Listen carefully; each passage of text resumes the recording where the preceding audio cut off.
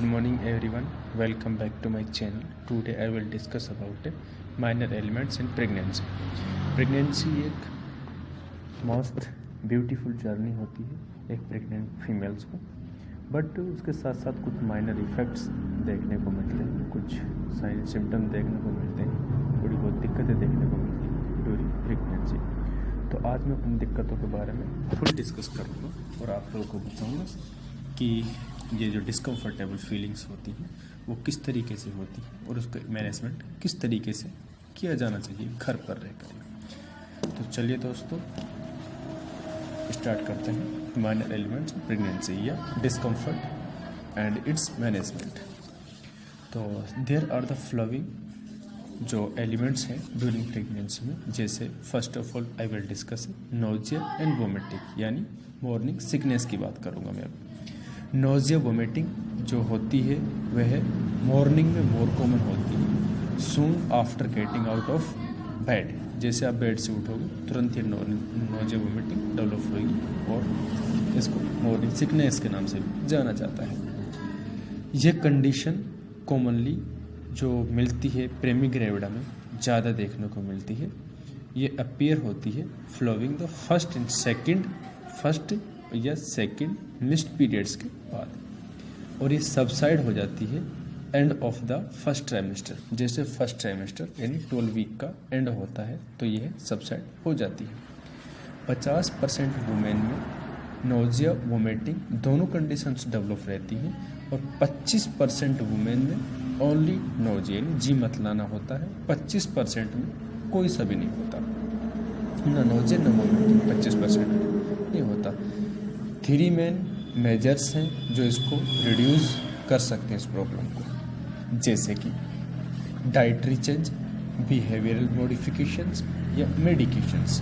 Dietary change में क्या है, जैसे पेशेंट मॉर्निंग में उठे बिस्तर से दैन वो स्टार्ट करें ड्राइड जो टोस्ट आते हैं, बिस्कुट आते हैं, या प्रोटीन रिच मील्स ले सकता है पेशेंट, या फ्रीक्वेंट स्मॉल फूड्स यानी हल्का हल्का बार बार थोड़ा थोड़ा फूड ले सकता है। वो हेल्पफुल रहता है नोजिया वोमिटिंग से प्रिवेंशन करने में। या फैटी फूड्स को अवॉइड करें पेशेंट, फैटी फूड बिल्कुल नहीं लेना है। बिहेवियर मॉडिफिकेशंस, बिहेवियर में क्या है, अवॉइड करें पर्सनल ट्रिगिंग फैक्टर, जो पेशेंट ऐसे फीलिंग्स को अपने अंदर डेवलप ना करें जिससे नोजिया वोमिटिंग को बढ़ावा मिल सके,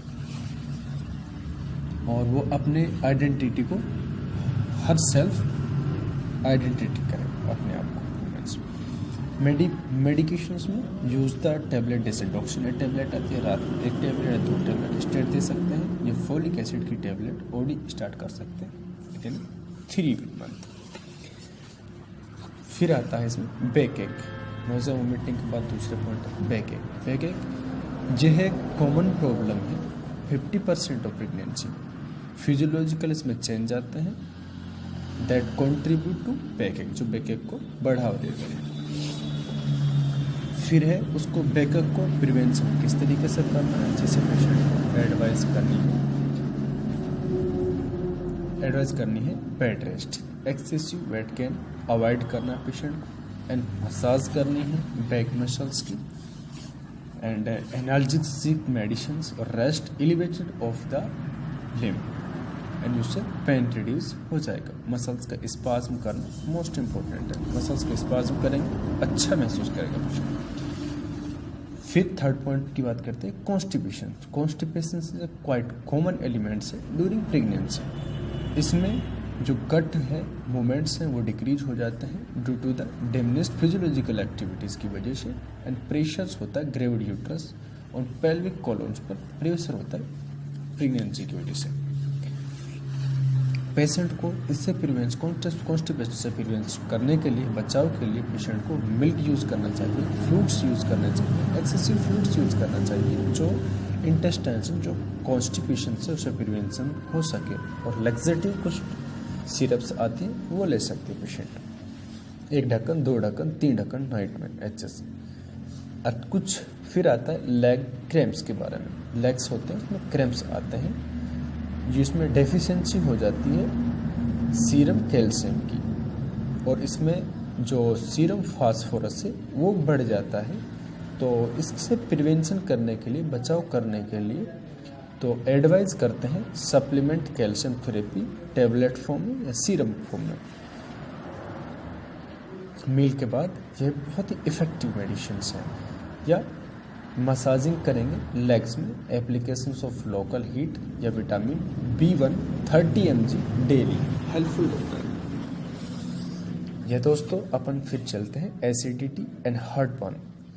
हार्टबर्न एक कॉमन प्रेगनेंसी के दौरान होता है due to the relaxation of the oesophageal inspector होता है वो रिलैक्स होने की वजह से। इन दिस कंडीशंस में भी patient is advise to avoid over eating, ज़्यादा खाने के साथ से नहीं खाना है।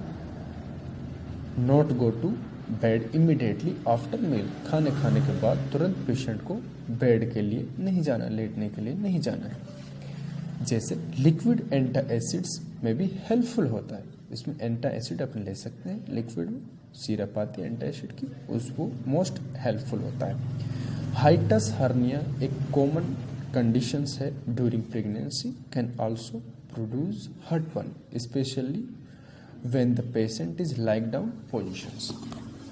तो इस कंडीशंस को प्रिवेंशन करने के लिए पेशेंट को पिलो का यूज़ करना चाहिए, उससे जो हेड है एलिवेटेड रहेगा और पेशेंट को हार्टबर्न नहीं होगा, एसिडिटी की प्रॉब्लम नहीं होगी। 6 पॉइंट है वेरिकोस वेन्स। वेरिकोस वेन्स क्या है कि जो वेरिकोसिटी जो वेन्स होती है उसमें वेरिकोसिटी डेवलप हो जाती है लेग्स में, वल्वा में, रेक्टम में हेमरोज डेवलप हो जाते हैं। वे एग्रावेट होता है first time during pregnancy, aggravate होता है प्रेगनेंसी के दौर और यूजुअली लेटर मंथ में। This conditions due to the obstructions in the venous returns होता है जो उसमें ऑब्स्ट्रक्शंस आ जाता है बाय प्रेग्नेंट यूट्रस की वजह से। सिम्टोमेटिक रिलीफ पेशेंट को मिल सकता है, तो पेशेंट को एडवाइज करेंगे लेग वेरिकोसिटी एलिवेटेड करेंगे लिम्स को और ड्यूरिंग रेस्ट, और पेशेंट को क्रेप बैंडेज एडवाइज करेंगे मूवमेंट के ड्यूरिंग, तो उससे पेशेंट को रिलीफ मिल जाएगा। ये कंडीशन डिसअपियर हो जाती है फ्लॉन्ग डिलीवरी के बाद में, डिसअपियर हो जाता है। अगर पेशेंट को हेमरोइड्स हो गए हैं उससे क्या होता है, ब्लीडिंग होती है रेक्टम से, एंड पेशेंट को एडवाइस करेंगे कॉन्स्टिपेशन की शिकायत ना बनने दें। कॉन्स्टिपेशन की शिकायत बनती है तो उससे पेशेंट कंफर्ट करेगा, डिस्कम्फर्ट फीलिंग करेगा और एफर्ट लगाएगा स्टूल पास आउट करने में, और उससे हेमरोइड्स जो वेंस होती हैं वो हेमरोइड का रूप धारण कर लेंगे, वो बदल जाएंगे, और हाइड्रोकोर्टिसोन क्रीम होती है वो अपन इसमें यूज कर सकते हैं, या फिर लास्ट में ऑपरेशन इसका ट्रीटमेंट है। फिर अपन बात कर लेते हैं एंकल एडिमा के बारे में। एक्सेसिव फ्लूइड रिटेंशन की वजह से evidence of market again the weight gain होता है, और एक्सेसिव फ्लूइड रिटेंशन की वजह से जो एंकल जॉइंट होते हैं, एंकल्स हैं, उन पर स्वेलिंग डेवलप पेशेंट को देखने को मिलती है।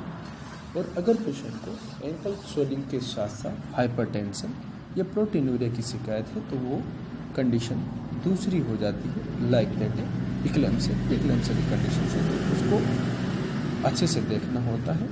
और अगर हाइपरटेंशन प्रोटीनूरिया नहीं है तो ये कंडीशन सबसाइड हो जाती है slightly when the patient elevated of his limb during sleep, and इसमें डायरेटिक की भी रिक्वायरमेंट नहीं पड़ती है।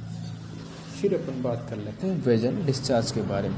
रिक्वायरमेंट लोकल क्लीनिनेस, अगर वेजन से डिस्चार्ज होता है तो उसमें क्लीन करो, अदरवाइज और कुछ करने की ज़रूरत नहीं है। अगर पेशेंट को इन्फेक्शन से यूटीआई है उस कंडीशंस में मेट्रोनिडाजोल क्रीम आती है, विकोनाजोल क्रीम आती है, वो यूज कर सकती है पेशेंट प्रिवेंशन ऑफ इन्फेक्शन।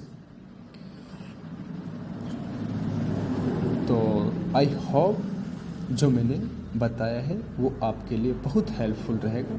अगर आपको कोई और टॉपिक्स पर वीडियो देखनी है तो प्लीज़ मुझे कमेंट्स बॉक्स में बता सकते हैं, मैं उस के बारे में आपको वीडियो बना के सेंड करूँगा। Thank you.